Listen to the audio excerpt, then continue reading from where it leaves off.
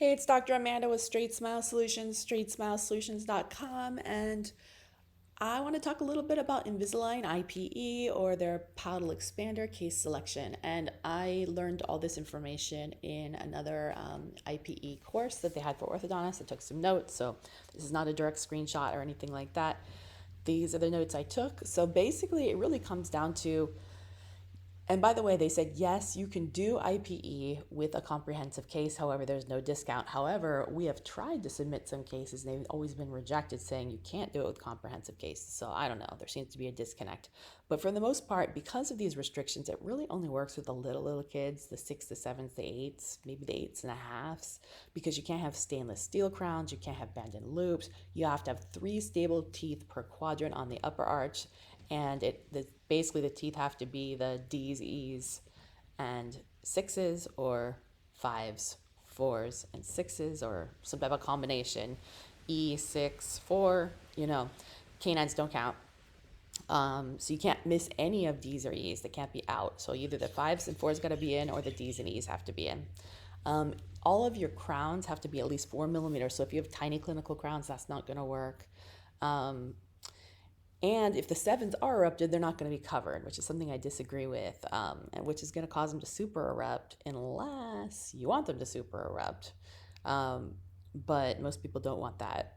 So you would have to do some type of modification or something to keep them from super erupting. So really, yeah, you got to do this on little kids, basically. So keep that in mind, if you're looking for choosing between doing a regular expander or an IPE. There's a bunch of other great options that are out there. You can do a 3D printed expander, got the Kellis palatal expander, which has a lever instead of a key.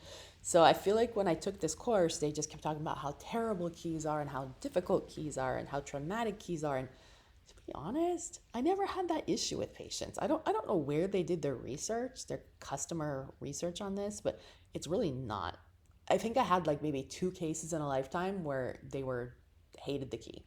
One or both of them was because the parent had visual issues, or they lived with a grandma who didn't have great vision, so they couldn't see the keyhole even with the glasses. And to be honest, I get it. As we get older, it's hard to see a tiny little keyhole. But then you can use like the Kellis lever. It's just a lever you push. There's other options that are out there to the key, and they don't even mention that. So there's certainly going to be parents who love this idea of the 3D printed expander, and that's great. And for like a long facial case, like a long backwards growth case, I think this is fantastic because you're going to get intrusion and it's going to be nice and fast.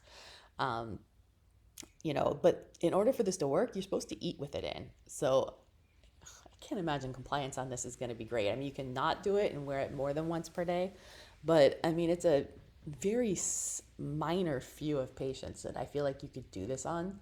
And then given the price, it's pretty high unless you get that discount. Now, if I had a super constricted upper arch where I knew I was probably not going to be able to put in an 11 or 13 millimeter jack screw, I knew I was going to need 2 expanders, and I was planning to do aligners anyways on the lower, and it was an Invisalign first case, yeah, sure, I'll do this. That makes sense then. But that would be like the one time I think I would do this now that I've sat through the course. So hopefully that was helpful, and I feel like it's still super disorganized. Like there's so much disconnect until they really find a way to do this with the comprehensive cases and cover the 7s. I don't feel like this. There's basically 2 camps. You're either going to do this on the littles before they start losing their D's and E's, or you're going to have to do this on the kids in permanent dentition who are still growing, but cover the 7s. And until they cover the 7s, I can't really choose the latter. So I have to do the littles. And it's very rare that you find a kid this young who meets these qualifications. So, that's just my thoughts. All right, thanks so much.